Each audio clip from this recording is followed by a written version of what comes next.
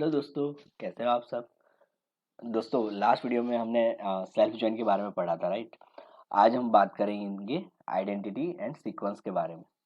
तो दोस्तों, पहले समझ लेते हैं कि आइडेंटिटी और सीक्वेंस की ज़रूरत क्यों पड़ती है और दोनों क्या करते हैं।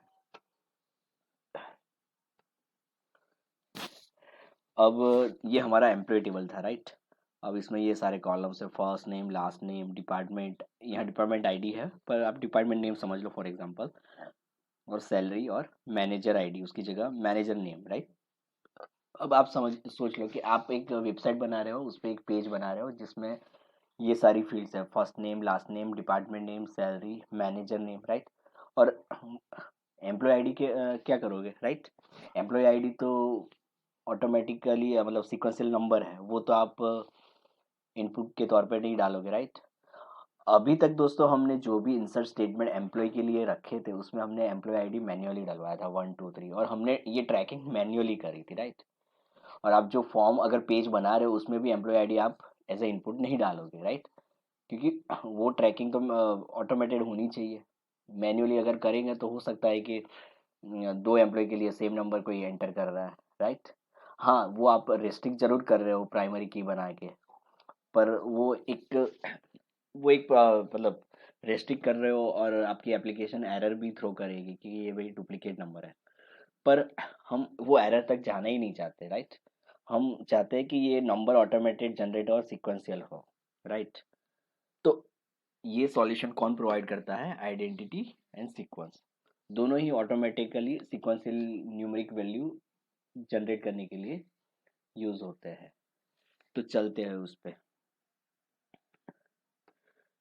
आइडेंटिटी, इसकी अगर डेफिनेशन पढ़े, the identity property is use to automatically generate sequential integer values for a column, right. जो मैंने बताया वही है, सिक्वेंशियल इंटीजर वैल्यू जनरेट करता है, राइट। अब इसका सिंटेक्स क्या है। सिंटेक्स ये है, क्रिएट टेबल। जब हम टेबल क्रिएट करते हैं तभी ये यूज होता है। जो भी कॉलम को हम सीक्वेंशियल वैल्यू असाइन करना चाहते हैं उसके अगेंस्ट में ये आइडेंटिटी प्रॉपर्टी स्पेसिफाई करनी पड़ेगी।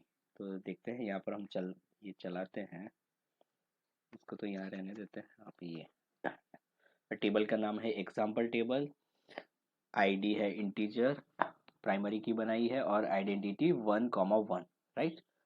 और नेम कॉलम। अब यहाँ पर आइडेंटिटी प्रॉपर्टी तो यूज की है, और 1 1 तो मतलब वन, ये जो भी नंबर जनरेट होगा वो कहाँ से स्टार्ट होगा, 1 से स्टार्ट होगा, और इंक्रीमेंट 1 से होगा। अगर आप 2 से इंक्रीमेंट कराना चाहते हो, या 2 लिख सकते हो, 3 से कराना चाहते हो 3। तो मतलब अगर 1 से स्टार्ट हो रहा है और इंक्रीमेंट 3 है, इंक्रीमेंट बाय 3 है, तो पहला नंबर तो 1 आएगा, फिर दूसरा नंबर कौन सा आएगा, 4 आएगा, फिर तीसरा कौन सा आएगा, 7। तो इंक्रीमेंट बाय 1। और अगर आप ये 1 जो है वो 100 से स्टार्ट करना चाहते हो तो भी कर सकते हो, राइट। अगर 100 से हो रहा है तो पहला नंबर 1 आएगा, फिर दूसरा कौन सा आएगा, 103, राइट। अब फॉर एग्जाम्पल मैं यहाँ सिंपल सा कर देता हूँ कि 100 से स्टार्ट करना है और इंक्रीमेंट बाय 1 करना है। तो यहाँ 100, 101, 102, राइट, 103, इस तरीके से हो सकता है। तो ये हुए सिक्वेंशियल नंबर। अब हम इसको ये टेबल बनाते हैं और उसके अंदर फिर वैल्यूज इंसर्ट करते हैं। ये मैंने बना लिया, 100 से मैंने स्टार्ट किया और इंक्रीमेंट बाय 1 रखा है, राइट। अब इंसर्ट स्टेटमेंट लिखते हैं, insert into example table ID comma name, right, values. दोस्तों, कोई बताएगा मैंने यहाँ पर एक गलती करी है।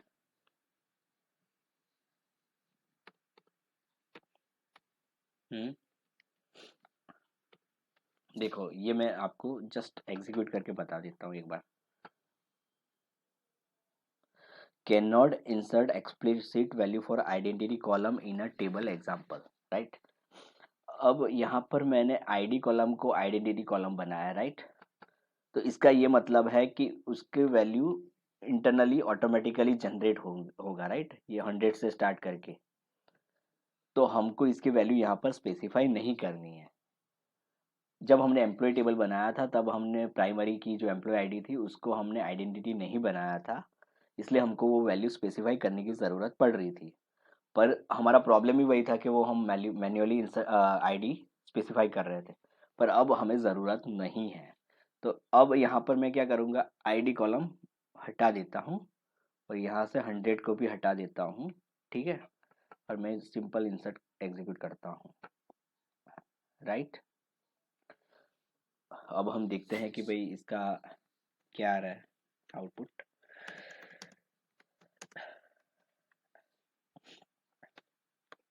राइट, एग्जीक्यूट कर लेते हैं। 100। अब मैं दूसरी बार अगर इंसर्ट करता हूँ तो सेम स्टेटमेंट इंसर्ट हो गया, और अब देखते हैं कि आईडी वैल्यू क्या है, 101, राइट।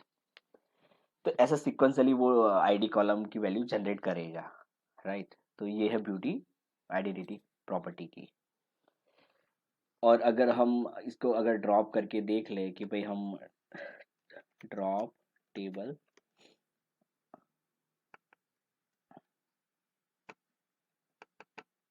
ये ड्रॉप करके मैं इसका स्ट्रक्चर मॉडिफाई कर रहा हूँ, मतलब आइडेंटिटी कॉलम अब ये 100 से किया था हमने, यहाँ दो अब इंक्रीमेंट बाय 2 करते हैं, राइट। और फिर हम देखते हैं कि भाई वैल्यूज़ क्या आती है, राइट। ये एग्जीक्यूट कर लिया, ये हम इंसर्ट कर रहे हैं, राइट। अब सिलेक्ट स्टार्ट फ्रॉम टेबल, 100 आया, ओके। अब नेक्स्ट क्या आएगा आप बताओ। आई होप आप लोगों ने सही गेस किया, 102 आएगा, राइट। तो देख लेते हैं 102, और अभी एक और इंसर्ट चलाते हैं और इसका आउटपुट 104 आएगा, लास्ट इंसर्टेड वैल्यू, राइट। तो ये है, ठीक है दोस्तों, आई होप कि समझ में आ गया होगा। अब हम नेक्स्ट जो सीक्वेंस है उसके बारे में देखते हैं। सीक्वेंस, देखो आइडेंटिटी भी ऑटोमेटिकली सीक्वेंशियल नंबर जनरेट के लिए यूज होता है। एसक्यूएल सर्वर भी सेम मतलब यूनिक सीक्वेंशियल नंबर जनरेट करने के लिए यूज होता है, राइट। तो अब पहले हम इसका सिंटैक्स देख लेते हैं कैसे करते हैं, फिर हम आगे बात करेंगे कि दोनों के डिफरेंस क्या है। तो ये जो है इसका सिंटैक्स है सीक्वेंस का, मैं यहाँ से कॉपी कर लेता हूँ अभी, राइट। सीक्वेंस, देखो देखो, ये इसका क्रिएट स्टेटमेंट है, क्रिएट सीक्वेंस। यहाँ पर सीक्वेंस नेम स्टार्ट्स विथ 1, मतलब 1 से स्टार्ट करेगा, जहाँ अब हमने आइडेंटिटी में 100 से करा था, राइट। तो फॉर एग्जांपल मैं यहाँ 100 से कर सकता हूँ, for example increment by 1, right. तो एक से इंक्रीमेंट करेंगे और मिनिमम वैल्यू 1 और मैक्सिमम वैल्यू 1000, ये रेंज डिफाइन कर दी कि भाई मैक्सिमम 1000 तक ही जाना है। और साइकिल, साइकिल अगर उसका उसका क्या मतलब है, अगर ये जो सीक्वेंस है वो जैसे हमने एक बार क्रिएट किया और ये यूज होते गया तो 1000 तक जाएगा मैक्स, और उसके बाद साइकिल हो जाएगा, मतलब फिर उसके बाद अगर कोई यूज कर रहा है इस सीक्वेंस को तो अगेन नंबर 1 से स्टार्ट होगा। तो ये है इसका मतलब फायदा, अगर हम रेंज स्पेसिफाई करना चाहते हैं और उसके बाद अगर वापस 1 से स्टार्ट करना चाहेंगे, मतलब जो भी यहाँ स्टार्टिंग नंबर है वहाँ पर। तो यहाँ पर एक गलती करी है, स्टार्ट विथ 100 है तो मिनिमम वैल्यू भी 100 होगी यहाँ पर, राइट।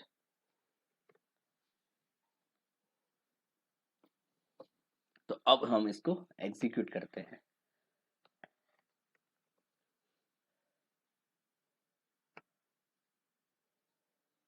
सीक्वेंस एग्जीक्यूट हो गई। अब ये सीक्वेंस एग्जीक्यूट हो गई, टेबल तो यहाँ पर हमें दिखता है, राइट। जो हमने एग्जांपल टेबल क्रिएट करा था तो वो यहाँ पर हमें रिफ्रेश कर लेते हैं, दिखेगा।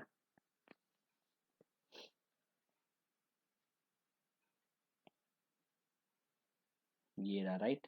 और उसके अंदर ये कॉलम्स थे। तो अगर हम इसका स्ट्रक्चर देखेंगे डिज़ाइन, तो उसमें हमें ये आइडेंटिटी कॉलम है पता चल जाएगा।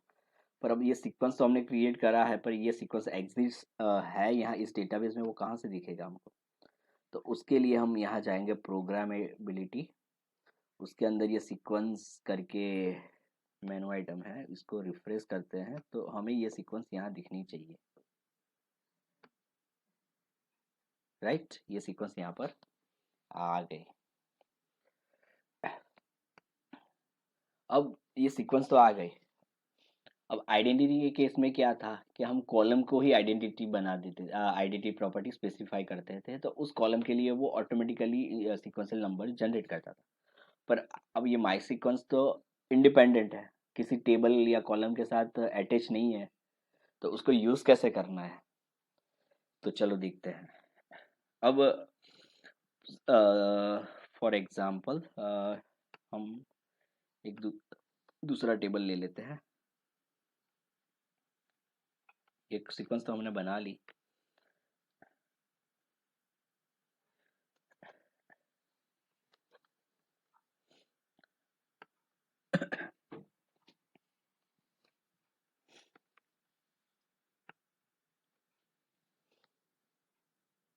राइट, ये सीक्वेंस टेबल बन गया। अब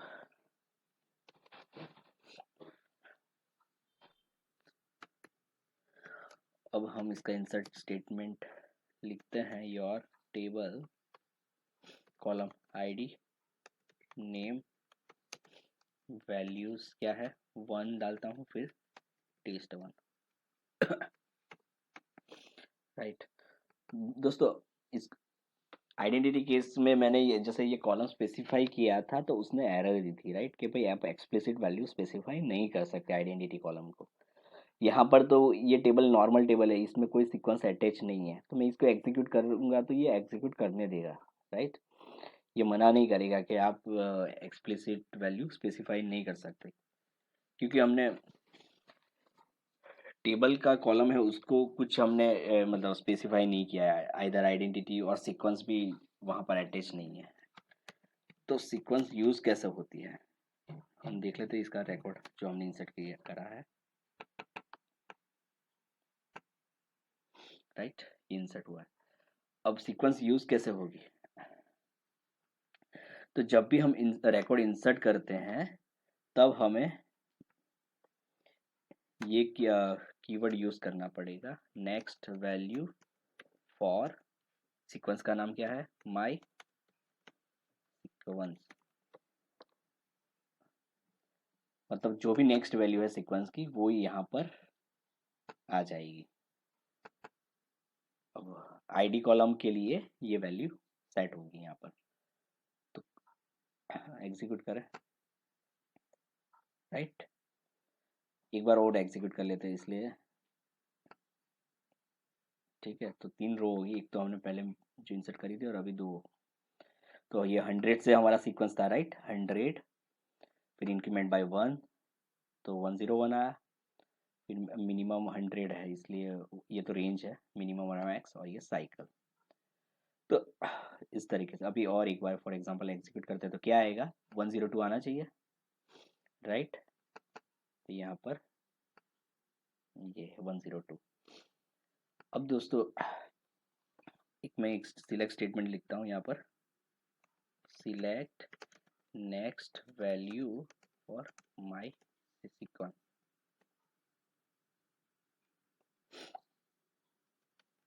राइट। ये क्या, नेक्स्ट जो भी वैल्यू है वो सीक्वेंस की यहाँ पर हमको देगा। तो नेक्स्ट वैल्यू क्या है, 103, राइट। तो मैं इसको एग्जीक्यूट करता हूँ, इसने 103 दे दिया। अब दोस्तों मुझे एक चीज़ बताइए, यहाँ पर मैं अगर वापस यहाँ एग्जीक्यूट करूँगा इस स्टेटमेंट को तो क्या देगा? मैंने देखा मोस्ट ऑफ द जो स्टूडेंट या एम्प्लॉय है जो इनिशियली ये सीख रहे हैं वो बोलेंगे 103, पर नहीं ऐसा दोस्तों। यहाँ जैसे मैं एग्जीक्यूट करूँगा तो ये 103 फैच हो गया है ऑलरेडी। अब मैं वापस से सिलेक्ट स्टेटमेंट ये एग्जीक्यूट करूँगा तो ये मेरे को 104 देगा, राइट। मतलब अगर आप ये next value for my sequence use करते हो कहीं पे भी, तो वो एक नंबर आगे वो नंबर फैच कर लेगा और उसके एक नंबर बढ़ा देगा। तो अभी और मैं एक बार बढ़ाता हूँ, तो इसको 105 हो गया। अब ये 105 हो गया। अब मैं यहाँ टेबल जो है हमारा select star from your table, उसको डिस्प्ले करता हूँ 102। तो हमारा जो लेटेस्ट अभी कौन सा था 105। तो अब मैं अगर इंसर्ट स्टेटमेंट चलाता हूँ ये, तो यहाँ पर जो नेक्स्ट रिकॉर्ड होगा उसका आईडी क्या होगा, 106 होगा। चलो देख लेते हैं, राइट 106। तो ये है दोस्तों कि भाई सीक्वेंस आप कहीं पे भी मतलब अगर वैल्यू देखने के लिए भी अगर उसको सिलेक्ट स्टेटमेंट में यूज कर रहे हो, तो वो नेक्स्ट वैल्यू यहाँ पे आपको फैच करके दिखा देगा और इंक्रीमेंट कर भी देगा उसको, राइट। तो ये है दोस्तों। अब दोस्तों दोनों चीजें हमने देख ली, एक बार रिपीट कर लेते हैं थोड़ा। यहाँ पर आइडेंटिटी के केस में हम कॉलम के अगेंस्ट में यहाँ आइडेंटिटी स्पेसिफाई कर रहे हैं, राइट। मतलब कॉलम के साथ बाइंड हो गया है। मतलब आप वो जो ऑटो जनरेटेड वैल्यू हो उसको इंडिपेंडेंटली देख नहीं सकते, वो जहाँ यूज़ कर रहे हो कॉलम के साथ वहीं उसके साथ वो वैल्यू ऑटोमेटिकली सेट होगी। और ये सीक्वेंस है, राइट। सीक्वेंस में ये हमने स्टार्ट्स विद कीवर्ड में कहाँ से स्टार्ट करना है वो बताया। इंक्रीमेंट बाय मतलब कितनी वैल्यू से इंक्रीमेंट करना है वो है। मिनिमम वैल्यू 100 है, मैक्स वैल्यू 1000। अगर साइकिल लिख रहे हो तो मैक्स वैल्यू अगर पहुंचती है तो रीसेट होके वो 100 से स्टार्ट होगी, राइट। तो ये है। अब हम जो भी पढ़ा है थोड़ा डिफरेंस इसका दोनों को देख लेते हैं, कहीं इंटरव्यू में भी आपको पूछ सकते हैं। देखो ये थोड़ी कंपैरिजन है आइडेंटिटी और सीक्वेंस। हमने ऑलरेडी देखा है कि applied directly to a column during a table creation और अल्टरेशन, राइट। तो टेबल क्रिएशन के दौरान कॉलम के अगेंस्ट हम स्पेसिफाई करते हैं आइडेंटिटी कॉलम, राइट। और सीक्वेंस एक्सप्लिसिटली क्रिएट होता है, राइट। क्रिएट सीक्वेंस जो हमारा सिंटैक्स है उसके यूज से। ये तो सिंटैक्स है, ठीक है। टेबल डिपेंडेंसी, आइडेंटिटी हमेशा टेबल के कॉलम के साथ अटैच रहता है, राइट। वो इंडिपेंडेंटली क्रिएट नहीं होता है, जो ऑलरेडी हमने देखा। और सीक्वेंस जो है वो कोई कोई स्पेसिफिक टेबल के साथ अटैच नहीं होता है, वो मल्टीपल टेबल के साथ यूज हो सकता है। दोस्तों ये वाला पॉइंट मैं थोड़ा और इटरेट कर देता हूँ। ये वाला पॉइंट थोड़ा इंपॉर्टेंट है। यहाँ तो हमने ये सीक्वेंस यूज कर ली, राइट, इस टेबल के साथ। अब अगर मैं यहाँ पर एक योर टेबल 2 करके बना लेता हूँ,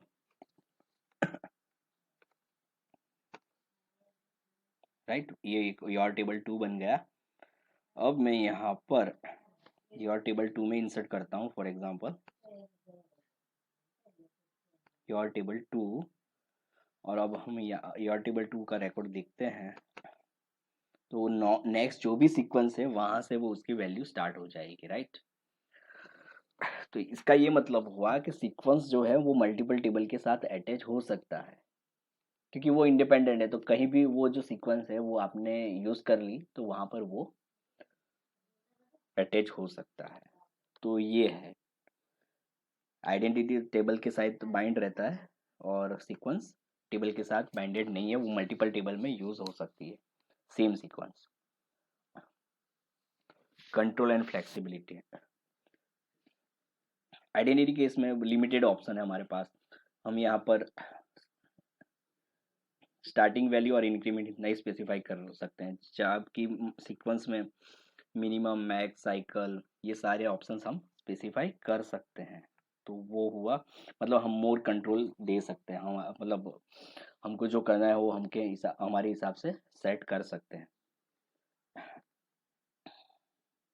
गेटिंग नेक्स्ट वैल्यू, तो नेक्स्ट वैल्यू हम आइडेंटिटी केस में यूज फैच नहीं कर सकते, बट सीक्वेंस के केस में हम जरूर फैच कर सकते हैं, राइट। क्योंकि हमने देखा select next value from next value for sequence, ये हमने स्टेटमेंट एग्जीक्यूट करके देख लिया, राइट।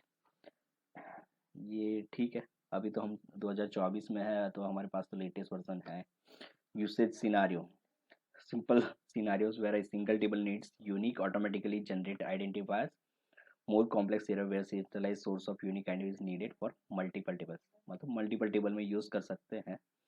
और ये सिंगल, अगर सिंगल टेबल के साथ करना है तो हम आइडेंटिटी यूज़ कर सकते हैं।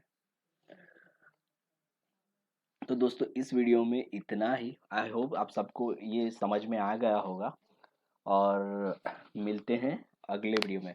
और दोस्तों एक चीज़, आप इस सीरीज़ में बने रहेगा। मैंने पहले भी बताया कि पहले मैंने सीसाप के वीडियोस करे थे, फिर वो बेसिक बेसिक हमने सारी चीज़ें कवर करी है, और उसमें भी सीसाप में भी अभी एडवांस चीज़ें बाकी है। मुझे पता है वो। फिर हमने एसक्यूएल सर्वर लिया है। मैं क्या चाहता हूँ कि अभी ये दोनों चीज़ें थोड़ी कवर हो जाए, फिर मैं क्या सीसाप और एसक्यूएल की कनेक्टिविटी और उसके थ्रू आगे बढ़ेंगे। धीरे धीरे करके ASP.NET कोर की एप्लीकेशन तरफ बढ़ेंगे, और होप कि उसके बाद क्लाउड पे भी जाएंगे। तो ये सारी चीज़ें हम देखेंगे। तो होप कि आप ये सारे वीडियोस में बने रहें। थैंक यू दोस्तों, बाय बाय।